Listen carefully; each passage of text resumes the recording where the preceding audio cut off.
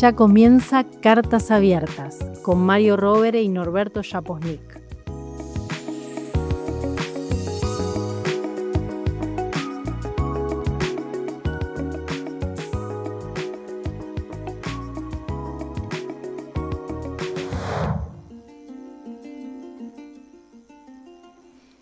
Carta abierta número 20. La saludable irrupción de los niños, niñas y adolescentes. ¡Wow, mami! Estamos dentro del cielo. La experiencia de las vacaciones de invierno, aún en un año tan difícil para las mayorías populares, no deja de constituir un espacio para la reflexión. Una semana en una de nuestras provincias receptivas, en el momento en el que el receso escolar se impone y fluyen familias de diferentes lugares del país, constituye involuntariamente un escenario propicio para la reflexión. ¿Dónde están los niños y niñas el resto del año? ¿Dónde están cuando no están poblando las plazas, los juegos, el transporte público y hasta los museos?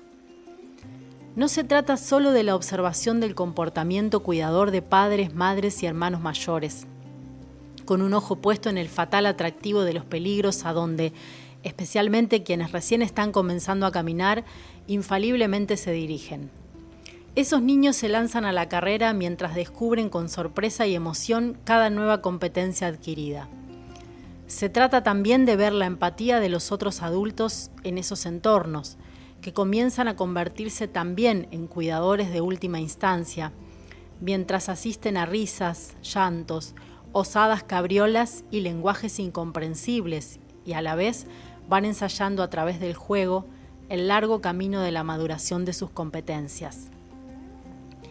Es en ese contexto en que arcaicos reflejos de haber sido hermanos mayores, padres y hasta abuelos por un momento se despierta y nos recuerda un reciente artículo de la doctora en psicología y psicoanalista Hilda Katz. Nos quedamos sin adultos para hacerse cargo de la crianza y para tener un espacio de tiempo, un espacio para donar tiempo. Hay que donar el tiempo. Donar tiempo, donar sentido, donar material identitario, es decir, hablarles, estar con los hijos y donar amor estructurante. Esa donación escasea. Cabe entonces de estas diferentes interpretaciones preguntarse si esta descripción de Hilda no es un fenómeno de las grandes ciudades, aun cuando sus aportes siguen siendo un enorme llamado de atención. Lo contrario del amor no es el odio, sino la violencia de la indiferencia que se manifiesta en las relaciones familiares. ¿Por qué el mundo adulto dejó de prestarle atención al mundo joven? No se trata ni individual ni colectivamente de un resultado fatal. Hay enormes oportunidades en recuperar socialmente esa capacidad de cuidado. Hay que encontrar la manera de convocar a los padres que también pueden ser víctimas de este tipo de sociedad que los presiona hasta el límite, a lo inimaginable. Entonces hay que acercarse con una actitud que no sea crítica ante este sufrimiento, a veces padecido, pero no sentido. En la práctica profesional puede aparecer el no porque no me interesa, pero detrás de ese no me interesa, por más terrible que sea la actitud parental, en el fondo hay muchísimo dolor de un narcisismo herido, de tener que recurrir a otro adulto para el hijo. En general observo que por más que aparezcan figuras parentales abandonantes, odiosas, poco afectivas, en el fondo hay un dolor padecido, pero no sentido y muy profundo. Y hay que acercarse con el cuidado que requiere acercarse a ese tipo de dolores. Como si uno estuviese teniendo que caminar en puntas de pie en un campo minado. Regresando a nuestra observación situacional de un espacio que se llena de niños, niñas y adolescentes, la respuesta, como siempre, puede circular desde la mirada individual a la colectiva. Porque esa donación de tiempo, de energía, de paciencia, de observación atenta, es mucho más placentera si es compartida. Las opciones y los dilemas se van recortando cada vez más con claridad, desde espacios que se publicitan con un no mascotas, no niños, como si ambas categorías fueran equivalentes, asociados a tranquilidad o a un estándar de calidad de la convivencia. En el otro extremo de las opciones, la construcción de una cultura del cuidado compartido, en donde son justamente los niños, las niñas y adolescentes, con su irrupción y su energía, los que nos ayudan a constituirnos como adultos en esa sociedad de la cuidadanía, esa sociedad de cuidados intergeneracionales en las que valga la pena vivir. Mírenme, soy feliz entre las hojas que cantan cuando atraviesa el jardín el viento en monopatín. Cuando voy a dormir cierro los ojos y sueño con el olor de un país florecido para mí. Yo no soy un bailarín porque me gusta quedarme quieto en la tierra y sentir que mis pies tienen raíz. Una vez estudié en un librito de yuyos cosas que solo yo sé y que nunca olvidaré. Aprendí que una nuez es arrugada y viejita, pero que puede ofrecer mucha, mucha, mucha miel. Del jardín soy duende fiel, cuando una flor está triste, la pinto con un pincel y le toco el cascabel.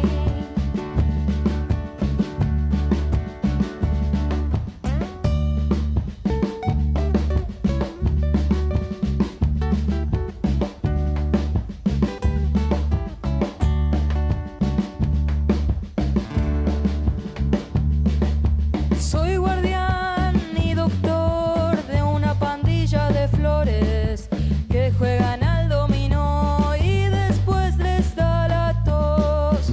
Por aquí anda Dios con regadera de lluvia o disfrazado de sol asomando a su balcón.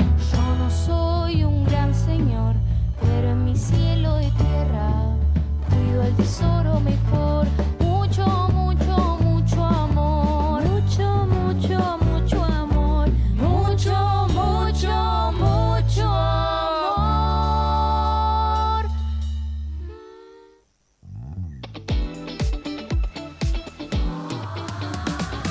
Esto es Radio Floreal.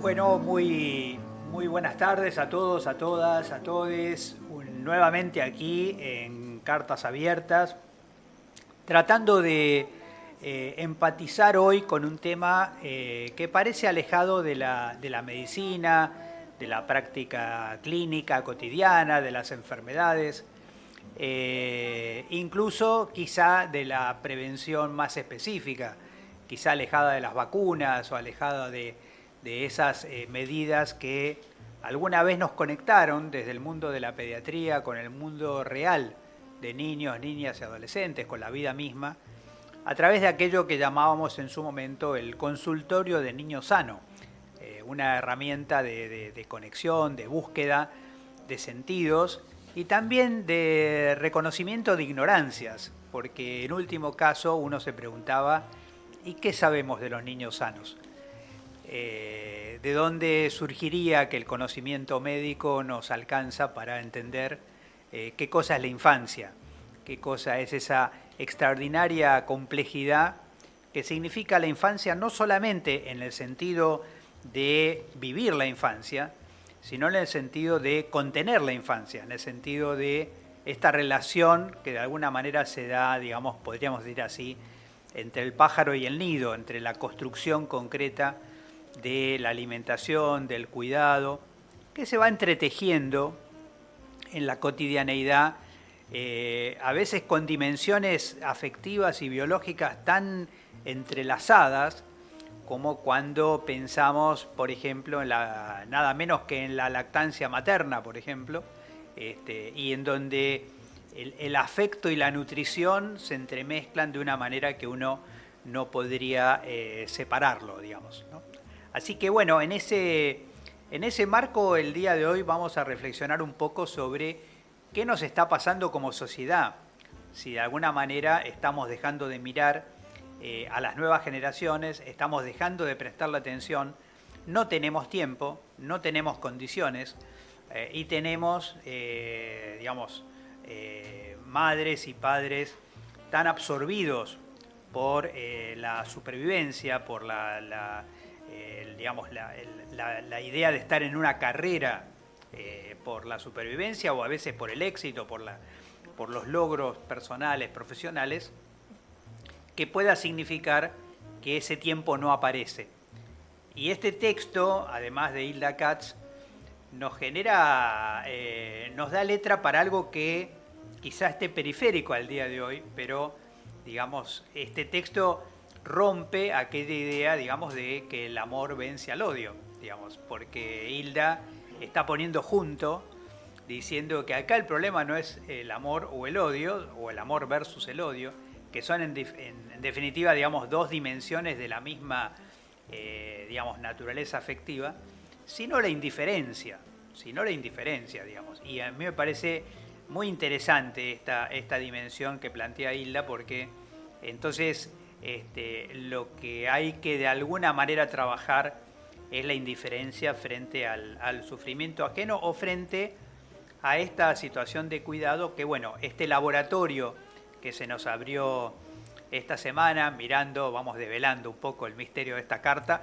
desde la provincia de Salta, desde la ciudad de Salta, transformado en un gigantesco jardín de infantes a cielo abierto, donde los padres andaban correteando atrás de los niños que salían disparados como proyectiles y donde cualquier cosa que uno imaginara como peligro tenía un carácter de atractor, como para que esos niños, ustedes habrán visto esos niños que la cabeza va como 1 metro adelante del cuerpo, digamos, y que se lanzan y uno dice, tiene velocidad pero no tiene freno, digamos, ¿en qué lugar frenará que no sea el suelo? Bueno, compartir esa experiencia es una experiencia poco frecuente para quienes vivimos en los grandes centros urbanos, donde parece que ya nos acostumbramos a que no hay niños, digamos, en el contexto público, en el espacio público.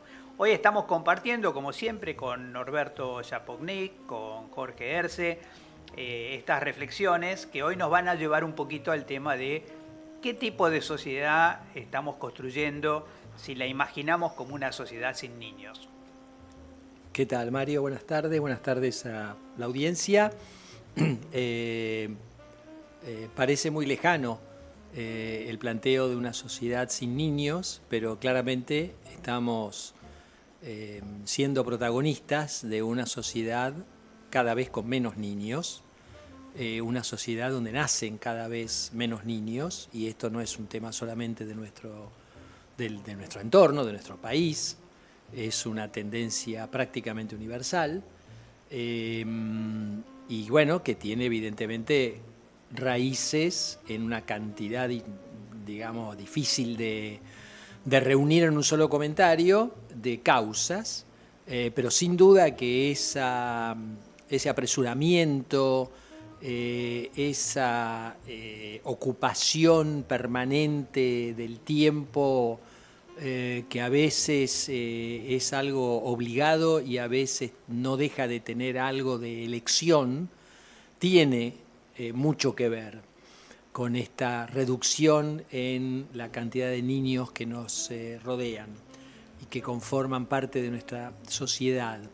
Y yo estaba pensando, en parte por el texto, por un párrafo del texto de esta carta abierta de hoy, cómo van creciendo los espacios exclusivos para adultos. Ya es común que haya, digamos, hoteles solo para adultos, que haya restaurantes solo para adultos, Porque los niños, además de ser traviesos, de ser, digamos, movedizos, de estar en permanente exploración de lo que los rodea, parece que son una molestia para una parte de las clientelas posibles. Por eso de no mascotas, no niños. Yo veo cada vez más el pet friendly, o sea, se aceptan mascotas, pero veo cada vez más lugares en los cuales no se aceptan niños. Y me parece muy sabia este planteo respecto a que la peor actitud es la indiferencia. Y aún cuando uno está en lugares donde se aceptan niños, bueno, no voy a decir nada demasiado original, pero resulta muy chocante ver cómo se silencia a los niños sometiéndolos a la pantalla, sometiéndolos al celular, etcétera, etcétera. Hace algún tiempo, y voy a tratar de ser muy breve en esto, viajando en subte, había un niño que tendría 4 o 5 años con su mamá, y el niño era un niño de 4 o 5 años, curioso, que miraba asombrado a las personas que pasaban por delante en el vagón, estaba sentado con su mamá y le preguntaba, y de pronto empezó a preguntar por los bomberos porque había visto un matafuegos en el propio vagón, lo cual, digamos, me dio la sensación de que era un niño que estaba observando y sacando conclusiones, ¿no es cierto?, de lo que estaba viendo. En cierto momento, sin que mediara ninguna cuestión que a mí me resultara explicable, la madre saca de su cartera una pantallita, se la entrega al niño, y a partir de ese momento la expresión en el rostro del niño cambió. Pasó de ser un niño atento, curioso, a ser un niño inexpresivo, totalmente concentrado en la pantalla. Bueno, son, digamos, vivencias, así como te tocó esta vivencia de las plazas en Salta, que nos hablan de una situación preocupante. Efectivamente, y no estamos sumándonos de alguna manera a una campaña de, digamos, podríamos decir, no es una campaña para aumentar la natalidad, sino básicamente para reducir la cantidad de adultos amargos que se encuentran incapacitados, digamos, o molestos, o inquietos, o incómodos, cada vez que ven un niño y no saben exactamente qué cosa hacer, digamos, con... Y me pareció muy interesante este tema de cómo se puebla de alguna manera un espacio público, en la relación directa con personas que de una manera u otra están, digamos, conviven desde el punto de vista de los diálogos de adultos, pero es como si uno tuviera un ojo mirando todo el tiempo, digamos, ese juego espontáneo, que además incluye esa capacidad de sorpresa que mencionabas recién, y que tiene que ver con la frase inicial, que quizás es un poquito enigmática, digamos, donde así empieza, podríamos decir así, esta semana de observación, cuando una niña mirando por la ventana del avión dice, wow, mami, estamos dentro del cielo. Y esa reflexión de dentro del cielo es de una cosa que nunca escuché ningún adulto que diga estamos dentro del cielo. O sea, quiere decir que el cielo es un lugar. O sea, alguien le dijo que era un lugar, alguien le hizo simbolizar que era un lugar, y entonces estamos dentro del cielo, digamos. Ni el piloto se le hubiera ocurrido que estamos dentro del cielo. Entonces esta espontaneidad de la capacidad de descubrir, la pregunta es ¿por qué nos amenaza? O sea, ¿por qué sería que este adulto que busca el no kids, no pets, o sea, lugares sin chicos, sin mascotas, por qué motivo, o incluso peor, que estuvimos ahora, como vos mencionabas, que estemos ahora incluso más abiertos a las mascotas, digamos, que a la presencia de niños, sin entender entonces algo que es de la construcción de esta idea de que la otredad nos enriquece y nos expande nuestra propia subjetividad. Entonces, digamos, no saber qué decir cuando uno se encuentra con un niño, digamos, en un espacio común, podríamos decir un ascensor incluso, o en un colectivo, o en un no saber qué decir ya es una buena pregunta. O sea, me empiezo a inquietar cómo es que no sé qué decir, cómo es que no sé qué hacer frente a esa situación. Pero como señala muy bien este texto, el problema fundamental es la ignorancia, la indiferencia o hasta la molestia. Digamos, acá hay alguien molesto, o incluso la pregunta sobre el sonido. Los adultos en determinados espacios sociales aprenden a hablar bajito, aprendemos a hablar bajito. Los niños no. Entonces parece que gritan, pero en realidad no es que los niños gritan, sino que uno habla bajito. En ese juego, ¿dónde está la incomodidad? En todo lo que los niños no han aprendido, y uno tiene cierto deseo de que no terminen de aprender del todo para no transformarse en los futuros adultos amargados, digamos, que no pueden sostener o contener, digamos, esa energía vital que tienen los chicos. También me impresiona mucho la idea, Norberto, pero es una observación, y esto vamos a apelar a nuestra juventud acumulada, digamos.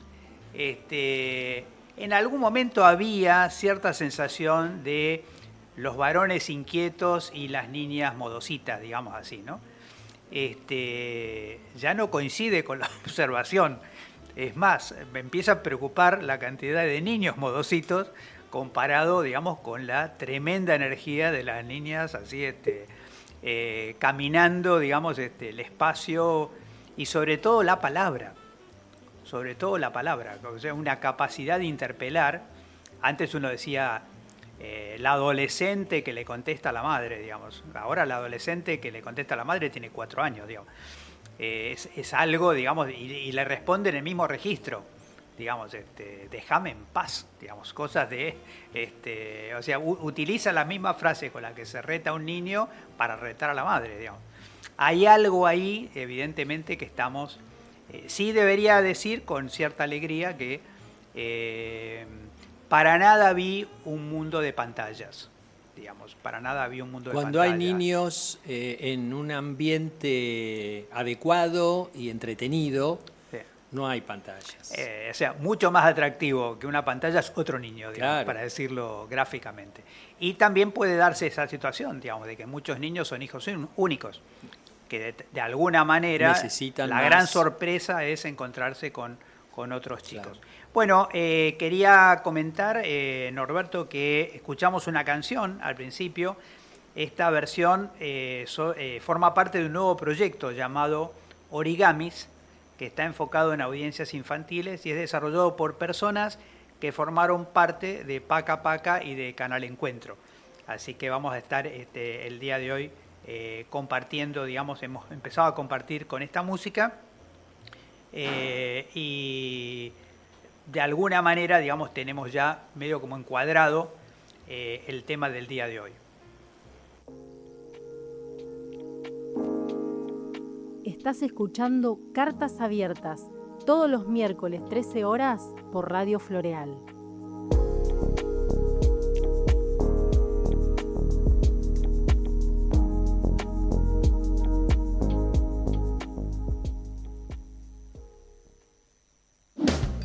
Llegó el invierno y hay que cuidarse. Por eso es importante seguir estas recomendaciones.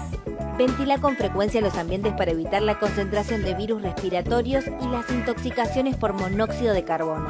Verifica con un gasista matriculado el funcionamiento de todos los artefactos a gas. Revisa que vos y tu familia tengan los esquemas de vacunación de calendario al día para protegernos de enfermedades. Lávate las manos regularmente o utiliza alcohol en gel. Estornuda y tosé en el pliegue del codo. Evita reunirte con personas con síntomas respiratorios. No te automediques. Realiza actividad física y mantén una alimentación saludable. Conoce más en ms.gba.gov.ar/sitios/invierno cuidado. Ministerio de Salud. Gobierno de la Provincia de Buenos Aires.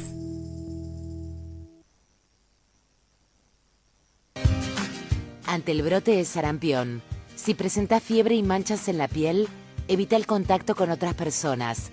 Usa barbijo si tenés que salir por algún motivo.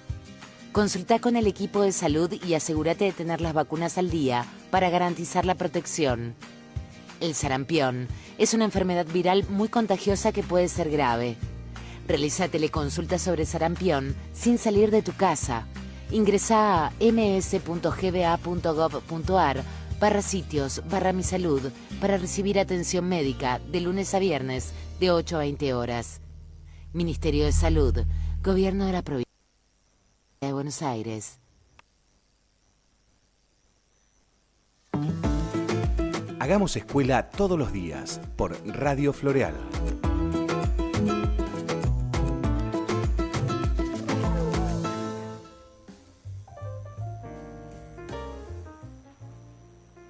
Bueno, aquí la inquietud del tema del día de hoy no ha parado, así que debemos confesar que nuestra charla con Norberto, con Jorge, ha continuado. Y nos parecía, vamos a decir así, un poquito más democrático, un poquito más abierto, la posibilidad de salirnos de una especie de tentación de la pediatría, de mirar particularmente una especie de crianza estándar, una especie de crianza, digamos, de buena práctica de crianza, como si uno pudiera definir eso, ¿no? Y eso es muy interesante en el mundo pediátrico, la diferencia entre ser pediatra y padre o ser pediatra y madre y no serlo, digamos, ¿no? Como, digamos, cuando uno pasa de pediatra a pediatra y padre o pediatra y madre, digamos, las normas se relajan, vamos a decir así. Uno se vuelve un poquito menos normativo. Como con el segundo hijo. Tal cual, ¿viste? El tema de duerme para arriba, duerme para abajo, el costado. Esa plasticidad de la irrupción de la vida misma en el proceso de crianza nos va llevando entonces a la idea de un plural, ¿no? A la idea de crianzas, donde incluso a veces las crianzas no son las mismas ni entre distintos, entre hermanos, o sea que supuestamente con los mismos padres, uno cree que tiene los mismos padres, pero distintos hermanos tienen distintos padres porque los agarra a distintas edades. Así que, digamos, yo que tengo 4 hermanos, digamos, o sea, tengo 3 hermanos, somos 4, voy notando que cuando escucho la referencia de su vida infantil, cada uno dice una cosa distinta, digamos. Así que hay algo ahí de como algo muy dinámico, digamos, en ese juego. La pregunta que nos podríamos hacer entonces es ¿de qué manera se abre este plural del mundo de las crianzas y qué de alguna manera permanece como algo constante dentro de ese juego, ¿no? Me dejaste pensando con el tema de las diferencias, porque bueno, ya que vamos a contar algunas cosas personales, a mí me toca tener 2 hijos con 12 años de diferencia y de diferente género. Y entonces me resultaría totalmente extraño pensar en una sola crianza, porque es obvio que han sido crianzas diferentes. Y si hubiera habido algún tercer hijo en el medio, seguramente podría triplicar las crianzas. Y esto sin entrar a considerar, obviamente, las diferencias, un poco como vos planteaste, también entre lo propio de la gran ciudad y lo propio del lugar más pequeño, y luego las diferencias culturales, las diferencias de recursos económicos, etcétera. Uno cuando ve que a todo el mundo le gusta jugar al fútbol, mirá dónde voy a ir, ¿no? Y sin embargo, los grandes jugadores de fútbol surgen de los potreros más pobres, con excepciones desde ya. El deporte también es parte de la crianza, pero no hay un deporte, obviamente, no me refiero solamente a la especificidad del fútbol, el básquet o el rugby, sino que dentro de cada uno de esos deportes que ayudan a la crianza, hay diferentes crianzas también. En definitiva que,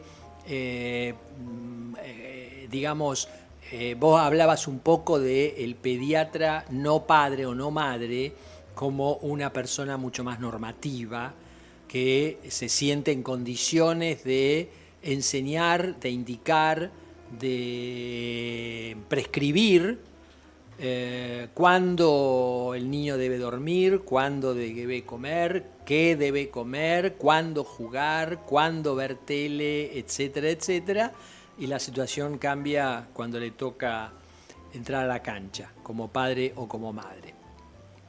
Bueno, evidentemente hay un juego que uno podría ir registrando a lo largo del tiempo, pero quizá una de las cosas, estabas hablando un poco del deporte, de las opciones, también a veces el tema de llenarle la agenda, digamos, al niño o a la niña con actividades académicas, con cursos posteriores, con deporte, con el día entero, digamos, como si algún momento libre para el niño fuera un problema, digamos.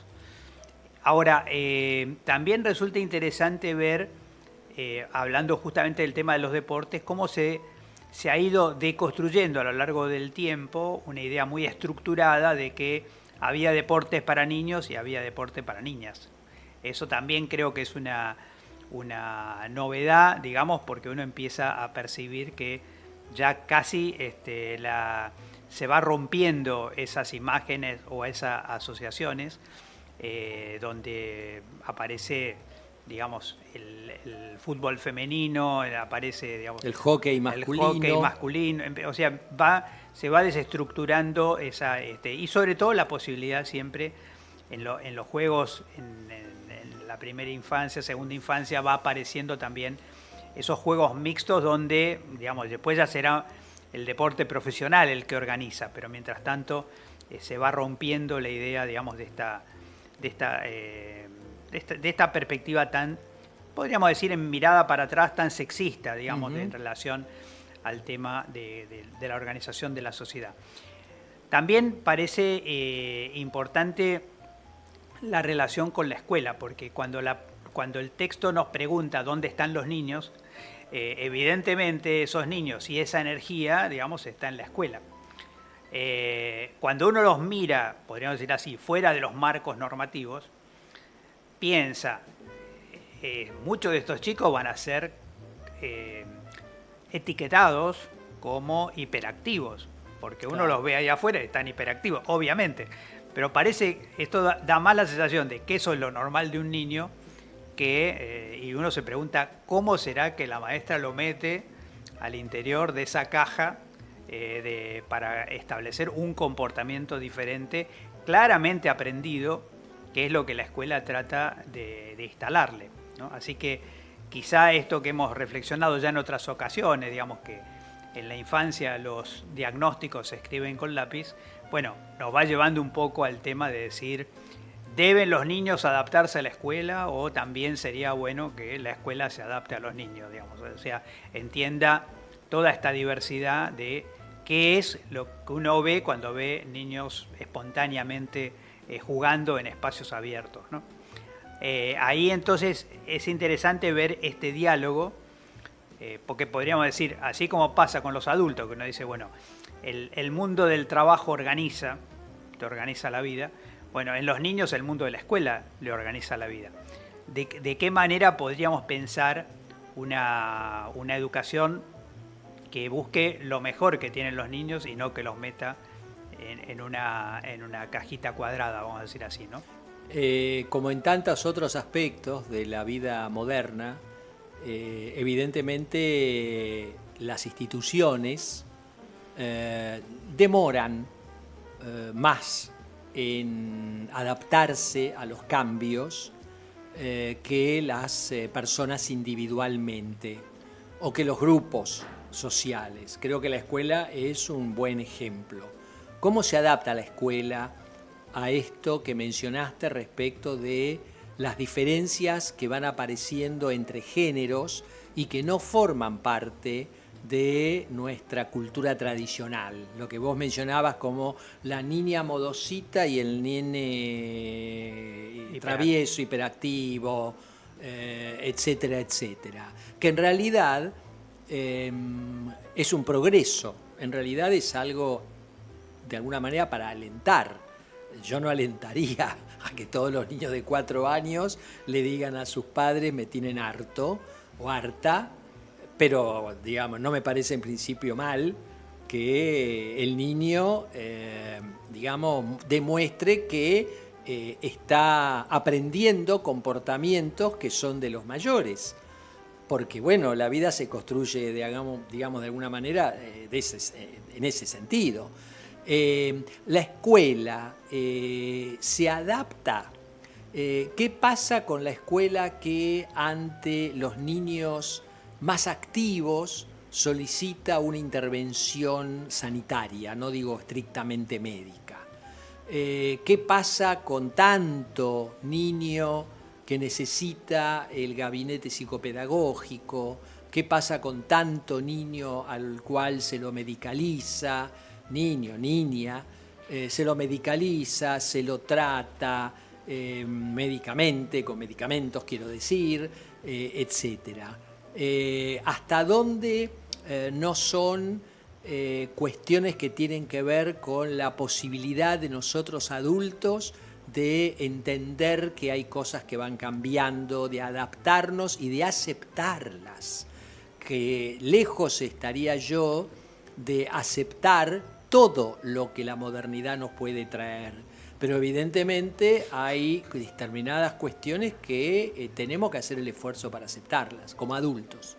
Bueno, hay una persona, una muy querida amiga común, especialista, profesional, que ha estado con nosotros en los cursos de verano también, Marcela Armus, que pone el foco, y bien a cuento me parece en este momento, pone el foco en el juego, ¿no? Cuando uno ve, y a veces no está bueno comparar así, pero cuando uno ve otras especies, se da cuenta que la naturaleza del juego es preparatoria, digamos, es formativa para lo que viene después. Así que uno debe imaginar que la escuela fue pensada también para el mundo del trabajo que va a venir después. El problema es que el mundo del trabajo ha cambiado y la escuela no.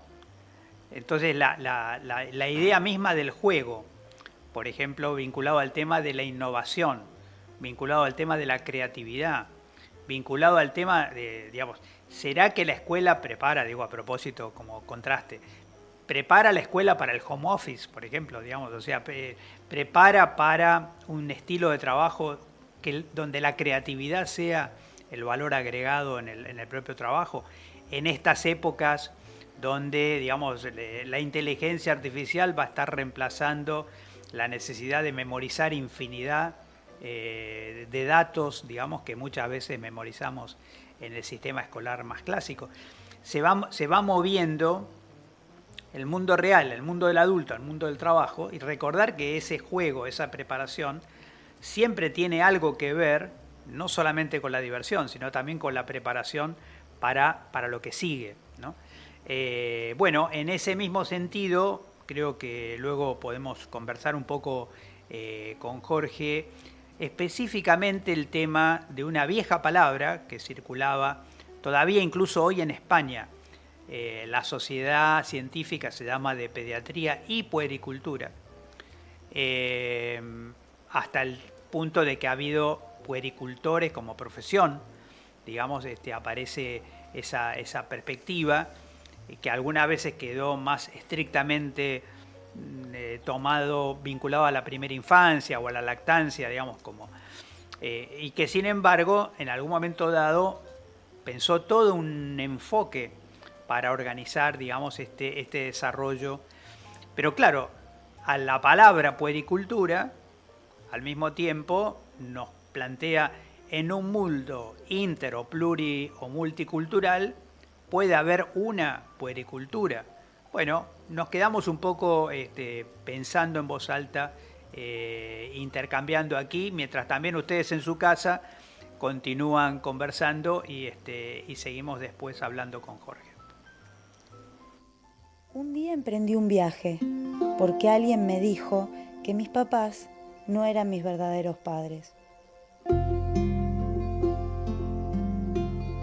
Descubrí que tenía una abuela y fue una sensación increíble. Conocí a Blanca y pudimos darnos ese abrazo que tanto esperamos.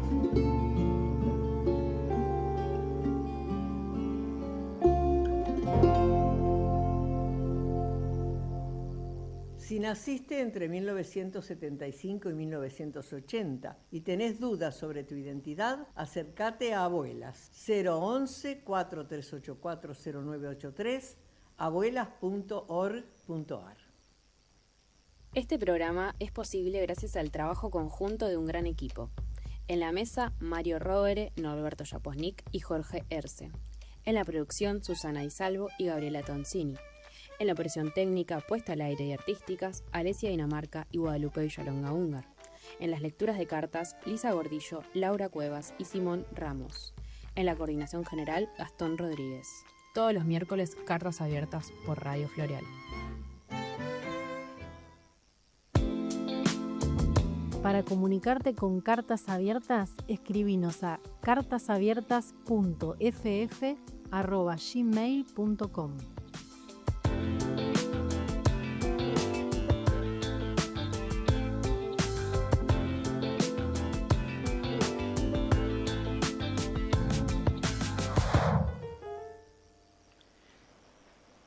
Bueno, en este último bloque del día de hoy queríamos escuchar las reflexiones de Jorge Erce, que es pediatra, pero que también hay algunos detalles de la intimidad que vienen un poco a cuento en este momento, que es el tema de estar mirando, ayudándonos a ver la mirada desde el interior profundo de la provincia de Buenos Aires y además desde la localidad de la provincia de Buenos Aires que se reconoce como de mayor peso de la cultura de los pueblos originarios. Nos estamos refiriendo claramente a la localidad de Los Toldos, digamos General Viamonte, uno de los asentamientos mapuches más importantes de la Argentina y el más importante de la provincia de Buenos Aires. ¿Qué será entonces esto de la pueri-intercultura, Jorge? Bueno, que es un tema sumamente apasionante, si lo pensamos,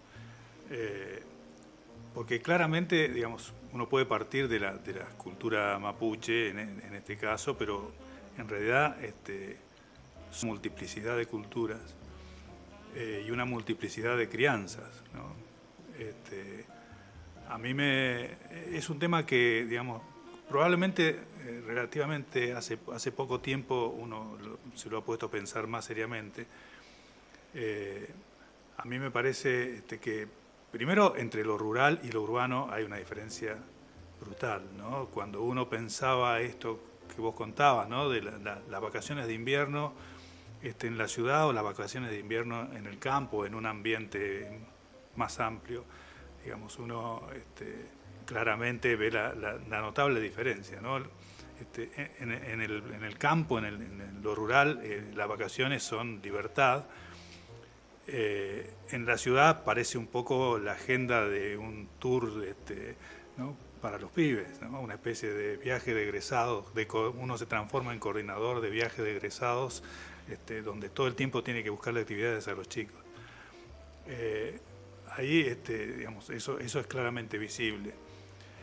Y hay otra cosa, digamos, a mí me parece que la pluralidad Hay un grupo que se llama Niñez Plural, que es muy interesante, que creo que algunas de las han participado en el curso de Pediatría Social, que han pensado esto desde el punto de vista etnográfico, es decir, preguntándole a los pibes qué es lo que piensan de la pediatría, de la crianza. Y es sumamente interesante, ¿no? Yo aprendí haciendo pediatría en un pueblo con una alta cantidad de personas que se reconocen como mapuches, que la pregunta de ¿por qué cree que está enfermo? Es una pregunta que revela muchas cosas. Pero cuando esa pregunta uno se lo hace a los chicos, revela muchas cosas más. Digamos, escuchar la opinión de los chicos me parece que es el primer punto para modificar y para revisar en realidad qué estamos pensando con esto, ¿no? Porque está claro que, digamos, siguiendo a este grupo de niñez plural, Adelaida Colangelo escribió un libro hace un tiempo que se llama La crianza en disputa, en el cual empieza, digamos, estableciendo a partir del recorrido histórico de lo que significó el higienismo y sus normas y como un credo y que fue el molde para criar a los pibes hasta no hace mucho tiempo. Así que me parece que ahí romper ese molde es parte fundamental de este trabajo y de reconocer la pluralidad de las niñeces, ¿no?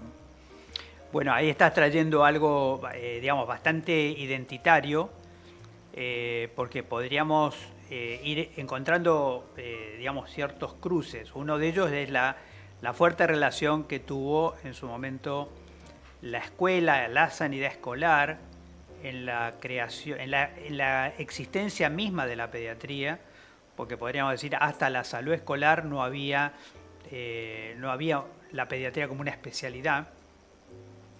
Así que probablemente los niños se veían como adultos chiquititos, digamos.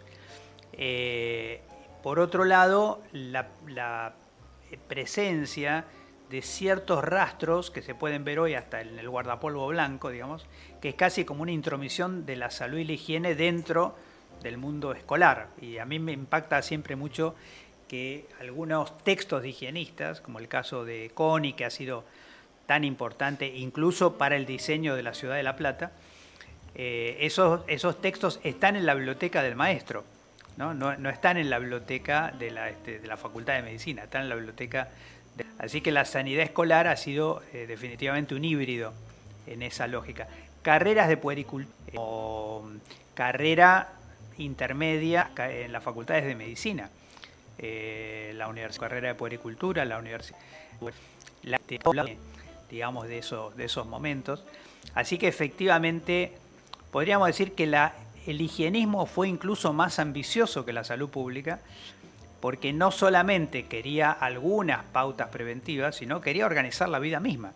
Era como una propuesta, digamos, de si lo hacemos bien, somos tan saludables que ni siquiera nos vamos a enfermar. Sería un poco la utopía higienista, y que por supuesto tuvo en la escuela toda la expectativa de la argentinidad, cuando, podríamos decir, a principios del siglo XX, había más población que no había nacido en la Argentina que población que había nacido en la Argentina.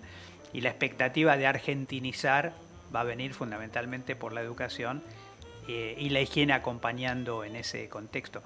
Lo que vos señalabas es muy importante, porque podríamos decir cómo salimos de la normalización, que queda un poco ridiculizado con la famosa historia de la maestra "quiero ver una sola cabeza", que uno creía que era una consigna física, pero no, era en realidad que querían ver una sola cabeza pensando. Así que, digamos, hoy necesitamos muchas cabezas diferentes, complementarias, y hay que desnormalizar a veces para llegar a ese punto. Los pueblos originarios nos ayudan mucho, pero nuestra práctica lo que va indicando quizá es que entre, podríamos decir así, cultura de Occidente y los pueblos originarios, hay una gran gama de diversidad, sobre todo en un país multinacional como es el nuestro y la provincia de Buenos Aires, ¿verdad? Sí, digamos, vale rescatar, digamos, la presencia y la importancia de los viejos, ¿no? de los abuelos, sobre todo en los pueblos originarios es de mucho valor, digamos, por la transmisión cultural y de la memoria propiamente, ¿no? También parte un poco diluirse, ¿no?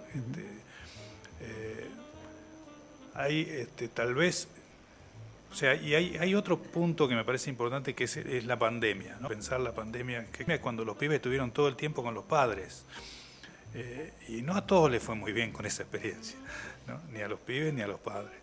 Es decir, que probablemente, digamos, yo creo que habrá que repensar mucho, o tenemos que ser muy, muy abiertos y escuchar a los chicos para ver en realidad qué es lo que está sucediendo.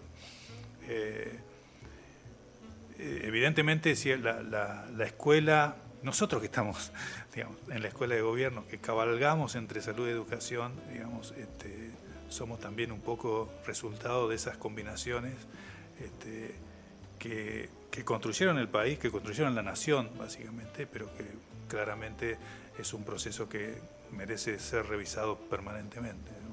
Sí, totalmente. Hace poquitito escuchaba una frase, si se quiere, comunicacional, tal vez incluso uno se pelee con los profesionales del área, pero en el sentido de que el pasado es irreversible, pero la historia no, porque la historia tiene que ver con la forma como se cuenta ese pasado. Así que nuestras efemérides siempre tienen algo que ver con revisar por lo menos esa historia congelada, digamos, que muchas veces hace de nuestra identidad. En una época uno hubiera dicho esa historia Villiquen, digamos, para decirlo bien un viejazo bastante importante. Sí quería señalar, cuando nosotros estuvimos, creo que de las primeras veces que estuvimos interactuando in situ con una compañera, con Ana Fuchs, con la que estuvimos trabajando esta idea de pueri intercultura, queríamos entender un poco tu experiencia en Los Toldos y también nos tocó trabajar un poquito al norte de la ciudad de Santa Fe, en la localidad de Recreo, donde hay una comunidad mocoví muy importante. Esa experiencia nos llevó a algunas cosas interesantes que nos parece que vale la pena compartir, digamos, que tiene que ver con lo que vos comentabas. La generación adulta perdió todas las competencias de hablar en mocoví, incluso con la posibilidad de que, digamos, comentando hasta incluso que fue reprimido específicamente el mocoví, con lo cual el mocoví quedó un poco, digamos, en manos solamente de los ancianos, o sea, las personas muy mayores.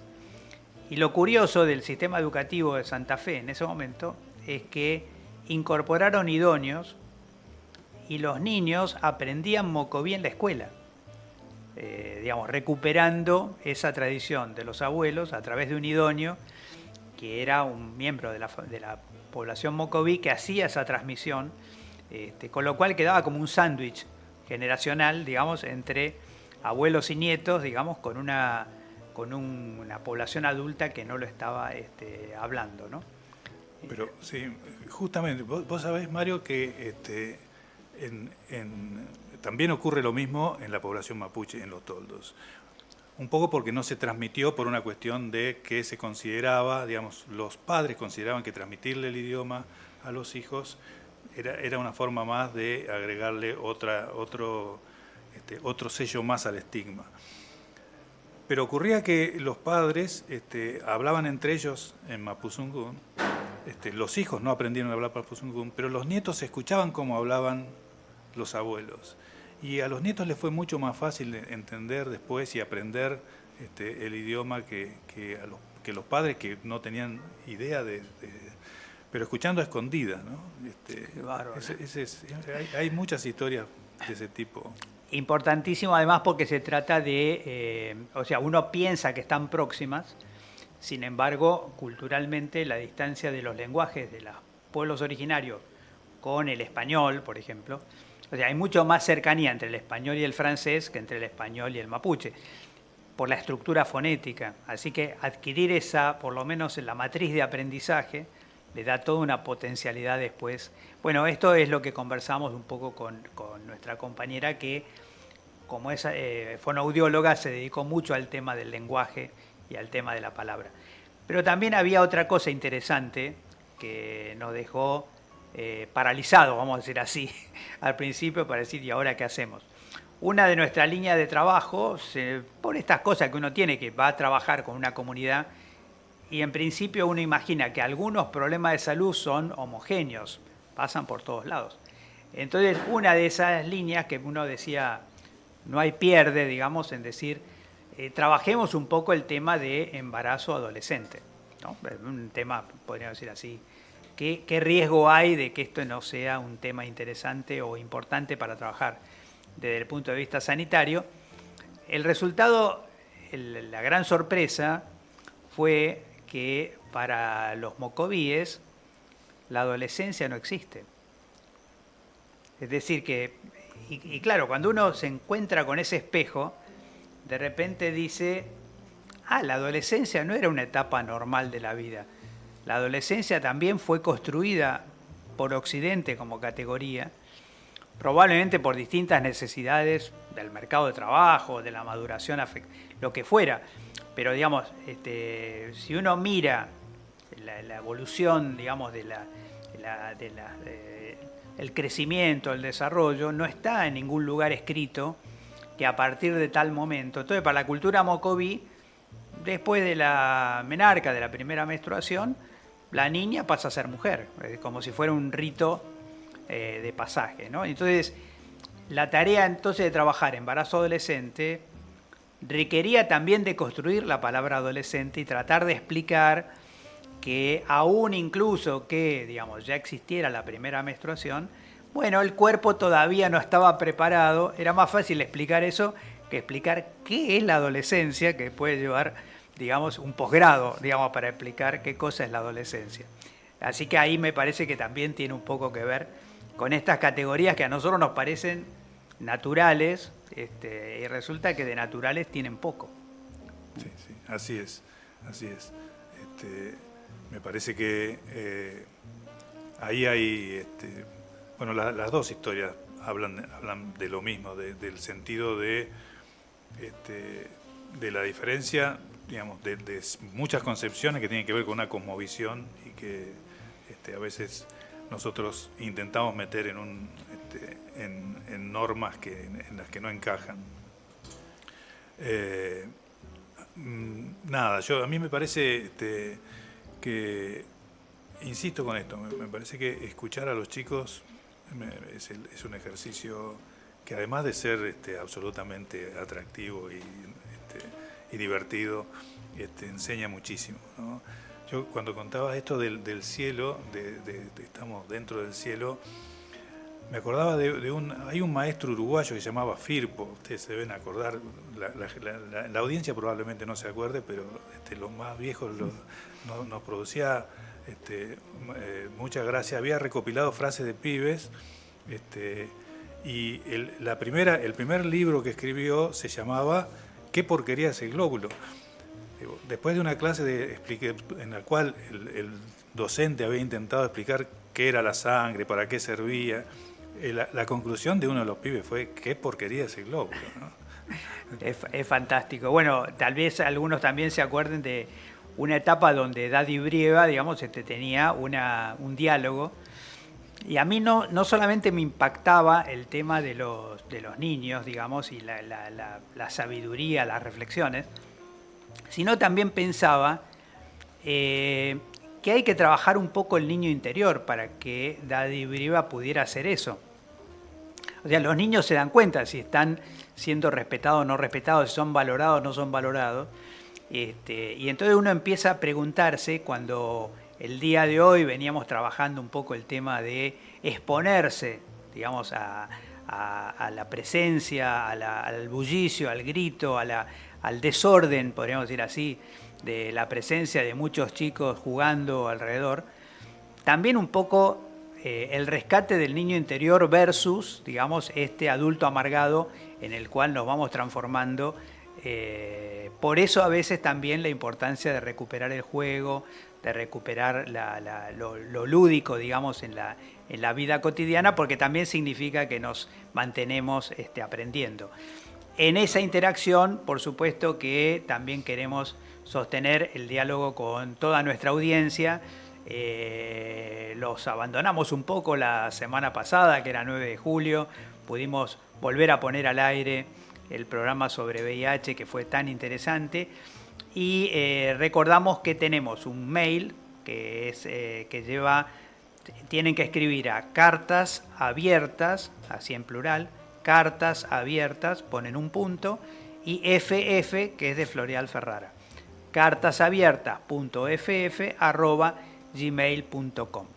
Y nuestro último comentario, ya cerrando, es una provocación que deja la carta cuando habla de cuidadanías, ¿no? Esta es una historia más larga que la podemos estar comentando en otro programa con más detalle, pero es como una especie de... Es más, cuando estábamos en la escritura de la carta, el Word seguía corrigiéndolo.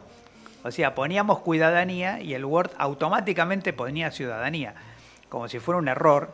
Y bueno, la verdad es que es muy interesante seguir pensando en una sociedad del cuidado, porque en una sociedad donde hay en los extremos de la vida, digamos, los niños muy pequeños y las personas muy mayores, bueno, la recuperación del cuidado es también la recuperación de nuestra propia humanidad. Seguimos, entonces terminamos por aquí y seguimos la próxima semana con nuestro programa Cartas Abiertas, esperando las intervenciones de ustedes para poder ir pensándolas todas las semanas. Si nos hacen preguntas difíciles, especialmente, dennos tiempo para pensar y nos escriben a cartasabiertas.ff@gmail.com. Gracias, Jorge. Gracias.